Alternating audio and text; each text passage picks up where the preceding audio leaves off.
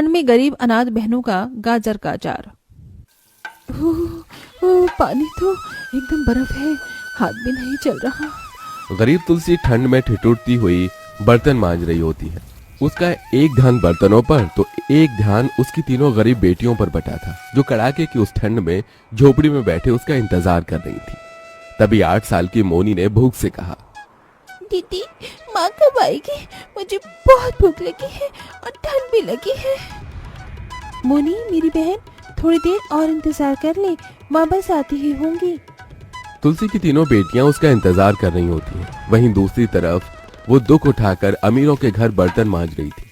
तभी वसुंधरा उसके आगे और भी गंदे बर्तनों का ढेर पटक कर कहती है, तुलसी, ये सारे बर्तन भी मांज कर जाना। और ये क्या, तूने अभी तक पहले के बर्तन नहीं मांजे? इतने धीरे हाथ चलाएगी तो कैसे काम चलेगा? मेम साहब, आज मेरी तबीयत ठीक नहीं है। लेकिन अमीरों के मन में कहाँ दया होती है। बर्तन मांज कर तुलसी पैसे मांगती है। मेम साहब, देरी हो रही है, पैसे दे दीजिए। आपने कहा था बर्तन के बाद भी देंगे। अब तो रात हो गई है और रात को लक्ष्मी नहीं देते, पैसे कल ले जाना। मेरी भी मजबूरी को समझिए मेम साहब, मेरी बच्चियां घर में भूखी बैठी हैं, एक दाना भी नहीं बनाने को। मैं क्या उन्हें खिलाऊंगी इस ठंड में? कह दिया ना, अब चल जा, मेरा दिमाग मत खा। तुलसी दुखी मन से घर लौट आई। घर में थोड़े से गेहूं के सिवा कुछ भी नहीं था। वो हाथ चक्की पर गेहूं पीसकर रोटी बनाने लगती है। बड़ी मुश्किल से गिनकर 3 रोटी बनी है, अचार के साथ खिला दूंगी। तुलसी ने अचार देने के लिए डिब्बा उठाया तो देखा कि उसमें थोड़े से मसाले के सिवा कुछ भी नहीं था।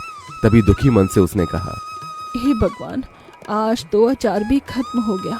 अब कैसे खिलाऊं अपनी बेटियों को रोटी? इतनी गरीबी क्यों दी है तूने हमें? कहते कहते तुलसी रो पड़ी। तभी गौरी ने कहा, माँ, आप हमको यह अचार का मसाला दे दो, हम इसी से रोटी खा लेंगे। गरीबी इतनी थी कि तीनों बहनों ने उस अचार के जार से मसाले से रोटी छुआ छुआ कर खाई और कांपते ठिठुरते सोने लगी। तभी तुलसी ने ठंड में पड़े पड़े कहा, सीमा बेटी, अगर कल को मैं ना रही तो तुझे ही अपनी दोनों बहनों का ख्याल रखना है। माँ, तुम ऐसे क्यों कहती हो? तुम्हें कुछ हो गया है क्या? तभी रोते मन से तुलसी ने मन में कहा, तुझे कैसे बताऊं, मेरी बच्ची, मुझे कैंसर जैसी भयानक बीमारी लगी है जो कि मुझे ले बेटीगी। तुलसी को जिस बात का डर था वही हुआ। वो रात जैसे तीनों बहनों पर अंधेर बनकर टूट पड़ी और तुलसी सदा के लिए दुनिया को छोड़कर चली गई। पिता का साया तो तीनों से पहले ही छिन चुका था। तीनों बहनें अनाथ हो गईं। दिन बीतते गए, उस घनघोर गरीबी में उनके खाने तक के लाले पड़ गए। दीदी, मुझे बहुत भूख लगी है। मुझे भी भूख लगी है दीदी, और इस घर में ठंड भी है। ऐसे में 13 साल की सीमा की हिम्मत भी आधी हो गई। उसने चिंता से कहा, मोनी, गौरी, बहनों, घर में बनाने को एक भी दाना नहीं, मगर हमारे पास खेत तो है, क्यों ना हम वहाँ से गाजर उगाएं। अब 7 साल की मोनी और 11 साल की गौरी दोनों भी उस ठंड में भी खेत में सीमा का हाथ बटाती और भूख लगने पर तीनों बहन रूखी सूखी रोटी और अचार खाकर गुजारा करती। दीदी, ये जमीन तो बहुत ही बंजर है। इसको जोतने के लिए ठंड में 3 दिन से हम लगे हुए हैं, मगर कुछ नहीं हो पा रहा है।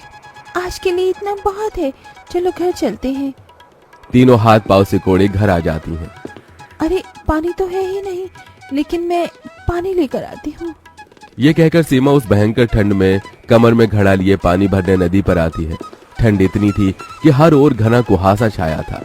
तभी नदी से अपना दुख जताते हुए उसने रोकर कहा, हे नदी, तुम कितना पुण्य कमाती हो, प्यासे को पानी देती हो, और अगर मैं तो अपनी बहनों की भूख भी नहीं मिटा पा रही हूँ। लोगों ने इस नदी को कितना गंदा कर दिया, किसी को तो इसे साफ करना होगा। ये कहकर सीमा भयंकर ठंड में नदी में से कचरा चुनती है। तभी नदी की देवी उसे दर्शन देती हैं। सीमा हाथ जोड़कर कहती है, हे देवी, आप कौन हैं? मैं गंगा हूँ।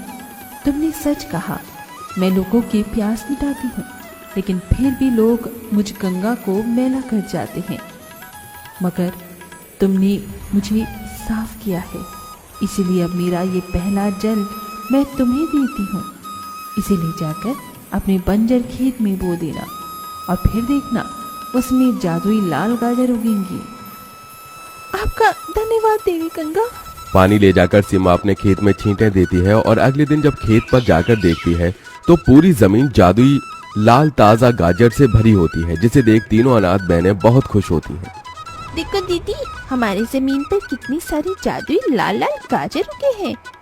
मगर इतनी सारी गाजर का हम करेंगे क्या? तभी एकदम से सीमा को अपनी माँ का अचार बनाना याद आता है। क्यों ना हम तीनों बहनें इस जादुई लाल गाजर का अचार बनाकर बेचें। वैसे भी ठंड के मौसम में लोग सबसे ज्यादा पराठे खाते हैं और पराठों पर तो अचार ही चलता है। हाँ दीदी, ये अच्छा है। फिर तीनों बहनें खेत से उन जादुई गाजरों को तोड़कर घर ले आती हैं और अचार बनाना शुरू करती हैं। गौरी, मोनी, तुम दोनों गाजर काटो, मैं अचार का मसाला बनाती हूँ। ठीक है दीदी।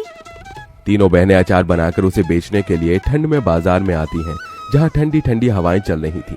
लोग सर्दी के उस सुहावने मौसम में घूमने फिरने निकलने पर वो तीनों बहनें कमाने के लिए निकली और 11 साल की गौरी धुआंधार आवाज लगाती है। आओ आओ आओ चाचा, काका, मौसी, और खाओ ठंड में मस्त स्वादिष्ट गाजर का अचार। एक बार खाओगे बार बार खाओगे।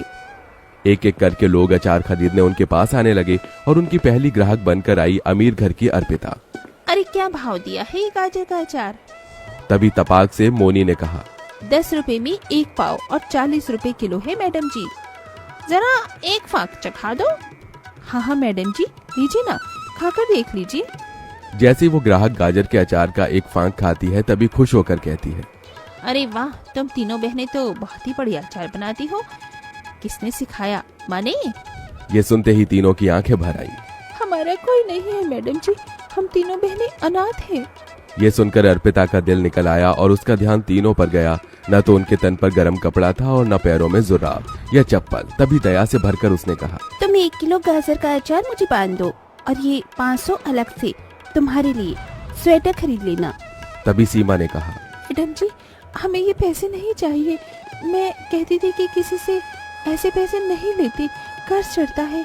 उनकी खुददारी देखकर अर्पिता को खुशी तो हुई, मगर ठंड से उनका कांपता शरीर देखकर दुख भी हुआ। कुछ सोचकर उसने कहा, ठीक है, फिर तुम मुझे 5 किलो गाजर का अचार तोल दो। ये लीजिए मैडम जी, ये तुम्हारे पैसे। शुक्रिया मैडम जी। इसके बाद तो जैसे अचार खरीदने वाले लोगों की भीड़ लग गई। 2 किलो गाजर का अचार मुझे भी तोल देना। 3 किलो गाजर का अचार मुझे भी तोल देना। ठंड में इतनी सस्ते में घर जैसा अचार कहाँ ही मिलता है। धीरे धीरे उन तीनों बहनों का गाजर का अचार व्यापार ठंड के उस बाजार में बहुत छा गया। अब वो जितना भी अचार बनाती, हाथों हाथ सारा बिक जाता। दीदी, हमारी गाजर का अचार तो कितना बिक रहा है। हाँ छोटी, अब हमारे दुख के दिन बस थोड़े दिन में ही अब हमारे पास रहने के लिए अच्छा घर बना दूंगी।